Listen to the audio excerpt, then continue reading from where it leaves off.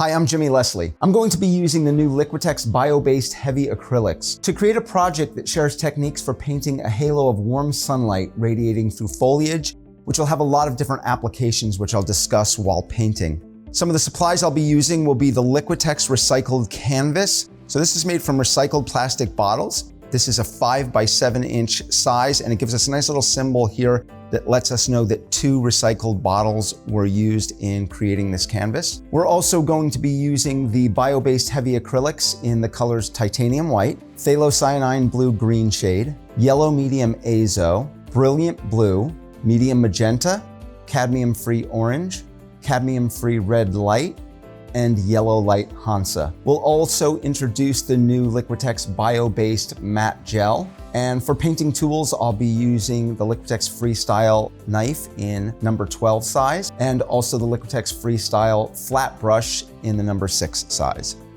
For the first step, we're going to tone the canvas. And this is something I like to do. You don't have to do it though. It's really a personal choice. I'm gonna use the medium magenta. And the reason I like to do it is because sometimes just a white surface like this can seem a little bit intimidating. And if I'm actually painting the painting and there's a little space left, it's gonna be this color that's gonna show through, and it won't seem unfinished like we would have with the white canvas. And you can have some really interesting color interactions. You might choose a color that relates to the image that you're painting, or in this case, I'm choosing something that's gonna be quite warm. I know we're gonna be dealing with a sunlight subject, and I'm gonna be using the bio-based heavy acrylics and mediums, and they've been formulated with an average of 50% bio-based ingredients. They come in 100% recycled pots, and the bio-based heavy acrylics come in 40 colors. Now, the bio-based heavy acrylics still have the important quality attributes of being light, fast, and archival, and with a very high pigment load, so you get these really nice bold colors.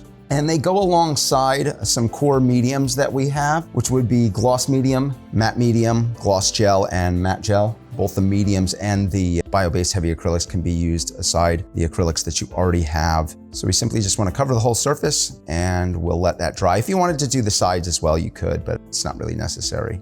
We're gonna lay out our colors along the palette. The 40 colors come in 75 mil size or 2.5 fluid ounce. And there's also 40 colors in a 500 mil or 16.9 fluid ounce. We've also got the bio-based mediums, 4 mediums in 2 sizes. So I want to start by sketching out our composition. And I've got this reference photo here. It was later afternoon. The sun was maybe starting to go down, and it was coming through the trees here. And I really like this glare and the strong light and dark shadow here. I'll take a little bit of our brilliant blue. It doesn't really matter what color.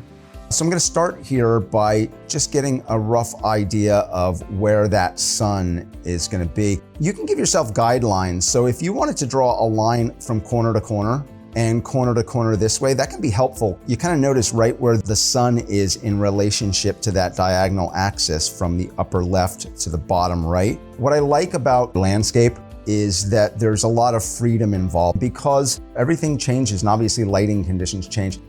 One of the other things I like to sketch out too is kind of my shadow shapes. And we're gonna let that dry, and then we can begin.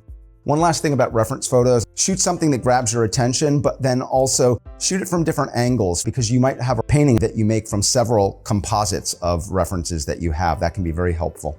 This is what I would refer to as the block-in stage, meaning I want to get color all over on the canvas so I can begin to look at color relationships and value relationships. When I say value relationships, I mean the relationships of light to dark.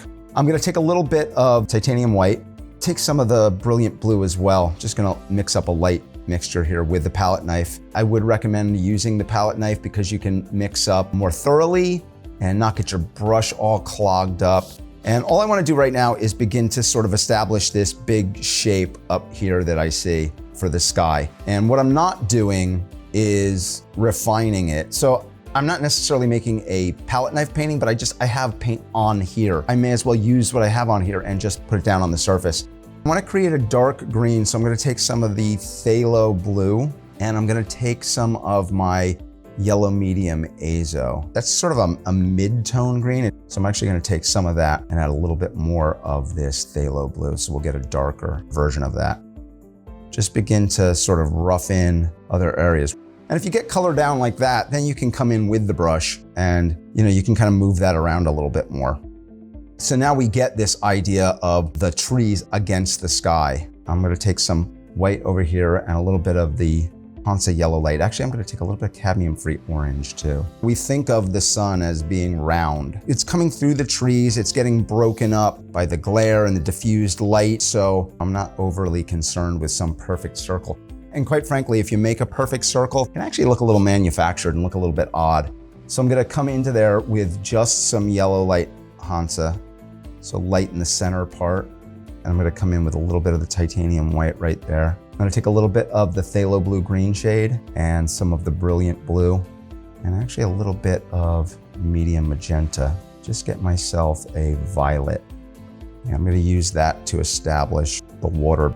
I consider this stage like an outline. I'm just kind of getting my rough outline of things that I think I want to say, things I think I want to establish. If we look at a reference photo here, the darkest areas are, not as dark as the shadow down here, which appears quite dark against the light. So I'm just gonna kind of carve out that shape.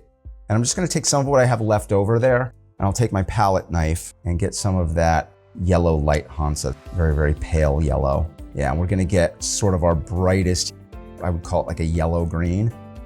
Probably the last thing I don't have down here is the trees. I'm gonna take cadmium-free red light, and I'm gonna take some of this dark green that I have here, mix those two together, and that's gonna give me a brown, sort of a reddish brown. I'm just using the edge of the brush and coming in here and establishing those trees. Block-in is a really good way to put it because these are very blocky forms. I'm using this flat brush, which with the edge we can get a sharper line. So I'm going to take some of our brilliant blue, and we're gonna take a little bit of some of our phthalo blue. So we'll mix those two together. And then we're gonna take yellow light Hansa, getting a green that is not as light as the lightest areas that I have here so far. I can kind of move out now from the sun. The sun's not super large, so I'm gonna kind of encroach upon that by coming inward. And as I do that, I want that green to be quite warm, so I'm gonna pick up a little bit of our yellow medium azo, which starts to move towards the orange I have over here. And I can just kind of radiate outward. It's the same kind of glare that you might have from candles, a lantern. I'm gonna take a little bit of white here, come back to some of this orange that I had before, get a little bit more bold and lighter as I get towards the center of that. I'm gonna take that green, take a little bit more of the phthalo blue and mix that in. So as we move out here, we get a little bit darker. I noticed that this gets to be sort of a soft blue-green in here. So I'm gonna take a little bit more of the brilliant blue and a little bit of white, just lighten that, and a little bit of this green, and let's just bring that, yeah, almost gives like a viridian. So I like that, just a little bit of variety of color. And again, we're moving outward, so we're going from that warmest area of the sun, and I'm just kind of moving around. So let's say you have a color like that, you've got that green, and you say, that's way too bright, it's not what I wanted. That's where you can take that complementary color, and let's just a dot of it. Let's just try that first with the cadmium red light. And we can knock that back. That kind of makes it more of a brown, so I'm gonna bring more green into it. Yeah, there we go. We have a more muted green now. It's kind of funny, if you were in my studio, you'd probably hear me talking to myself. I kind of have a little bit of a dialogue, like, is this color next to this color working? Is this value, meaning dark next to light, working? I wanna come back to my initial mark for the sky. I think that's too blue. So I'm gonna take a little bit of the brilliant blue with titanium white. Keep in mind that acrylics will dry darker, so you can stand to go a little bit lighter. This final stage is all about refining the details. So I'm gonna put out some of our bio-based matte gel. It's gonna take the thick viscosity that we already have and make it that much thicker. I'm gonna take some off to the side, take some of the yellow medium azo and mix that in. And that's just building up that volume. So it can help you kind of extend the paint and give you that thicker, that peak that you might want, right? It's a really nice kind of peak to this.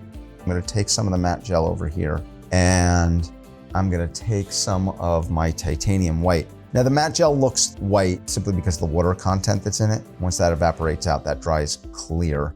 And then I'm gonna take some of the yellow that we have here, bring that into the mix as well. I'm just gonna take my brush now, and I'm gonna get in here in the sun and lighten that up. And I'm gonna pull a little bit of orange into that, warm it up a little bit more, and a little bit more of the yellow medium azo. And one of the things I'm doing here, just technique-wise, I'm getting some paint on here and some of my gel medium, and I'm just kind of dragging across the surface. And by dragging there, the color is just hitting the high points of the roughness, if we listen. The roughness of the canvas.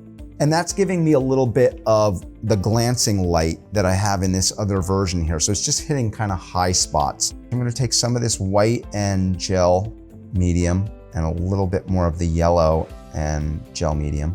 Touch more of the orange, kind of getting a mid-tone orange, and then kind of getting a transition between what's happening with the sun and as I'm moving out from there, just dragging the brush along there. Kind of radiating light, getting lighter as I move up into this dark area up here and also here, and giving a chance to cover up some areas.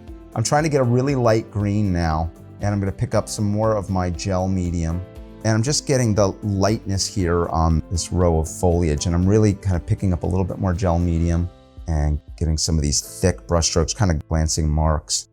And now I'm just picking up other light areas up here in the trees where I see my lightest sources of green, and I'm trying to squint my eyes when I do that, because this light's coming through the trees and it's, you know, it's hitting other areas off to the side here. The gel can make your paint a little bit more transparent, nothing wrong with that, but it's just something to be aware of. So I'm going to take some gel medium, a little bit of brilliant blue and white, and just mix that together. I'm gonna come in here and I want to lighten up and kind of thicken where the clouds are. Yeah, there we go. I like that thick hunk of paint there is desirable to me. And because I have that on my palette knife, I can come back in here and I can pick up some of these other areas that I want to poke through a little bit more. And I'm gonna lighten that with a little bit of yellow. I know that might give it the slightest green tint. You're not gonna notice it all that much. I just wanna warm it up because I know that I'm getting closer to the sun here. So I want that to be slightly a warmer variation of that blue. And I'm going to take a little bit more of this brilliant blue here in with this mixture I already have of brilliant blue and the yellow light Hansa. And I'm just going to lighten up down here a little. That's a little too much. So again, there's give and take. I'm going to bring a little bit of the phthalo blue back in. I want to lighten up, but not too much. I'm going to get a little darker on these outer edges. I'm going to pick up a little bit of that gel medium, get this a little bit thicker. I like this cadmium red light and some of my gel medium and yellow Hansa mixture. And what I want to do is just kind of glance along these trees here where the sun might be hitting those. In this other piece here, this is where I'm coming in and adding some of the light that's hitting those tree shapes. Notice this is sort of a little bit of an edit. You don't see this all that much in the photo itself. They're pretty much totally in silhouette, but I really like the way that looks.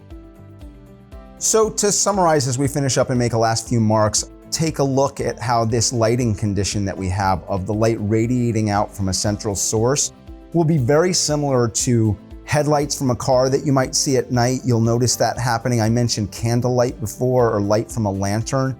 You'll notice this sort of glowing effect that you have. Any strong light source is going to give you this same sort of radiating effect. And as I drag the brush off there, it gives that feeling again of light moving outwards and kind of obscuring everything else. And if you're, again, out and about and noticing these different things that start to happen in your daily surroundings, you'll be able to translate them into other paintings and have great success at dealing with a dramatic light source.